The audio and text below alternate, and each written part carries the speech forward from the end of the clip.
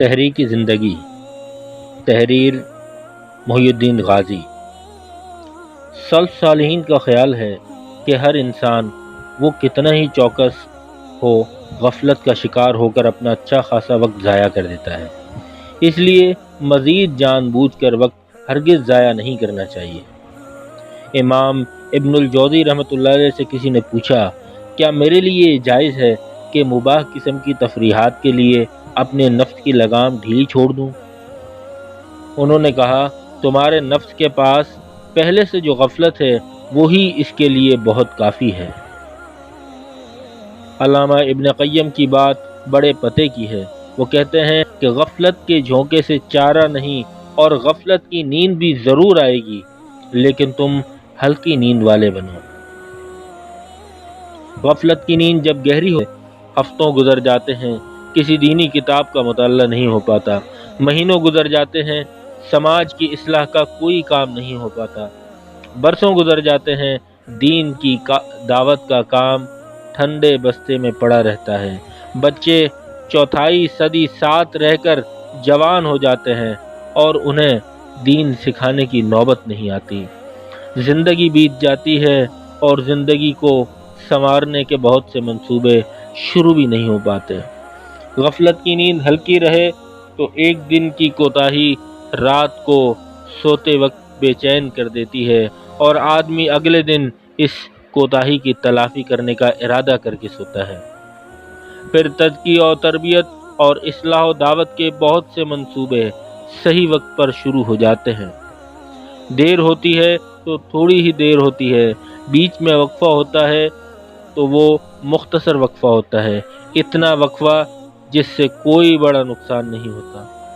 محنت بڑھا کر اور توبہ کے آنسو ٹپکا کر چھوٹے نقصان کی جلد ہی تلافی ہو جاتی ہے۔ غفلت سے نکالنے والے غفلت میں کیسے جا پڑے؟ افراد کی غفلت نے تحریک سے بہت سے قیمتی ہیرے چھین لیے۔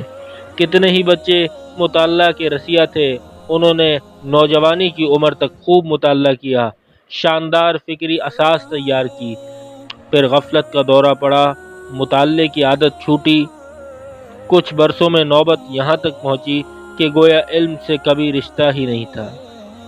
کتنے ہی نوجوان طالب علمی کے دور میں قلم کے بادشاہ تھے اور بڑی محنت و محبت سے لکھتے تھے، ان کی تحریریں شاہکار مانی جاتی تھی، پھر غفلت نے دھیرے دھیرے ان کے ہاتھ سے قلم لے لیا، اور وہ جنہیں اپنے قلم کی روشنائی سے ایک جہان روشن کرنا تھا، قلم اٹھانا ہی بھول گئے۔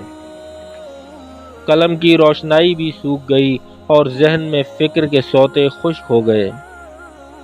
فنون لطیفہ کی خداداد صلاحیتوں سے مالا مال بچے جو اپنی تخلیقی صلاحیتوں کی پرورش کر کے انقلاب کے سفر کو تیز تر کر سکتے تھے، جوان ہو کر اپنی صلاحیتوں کو یکسر فراموش کر بیٹھے۔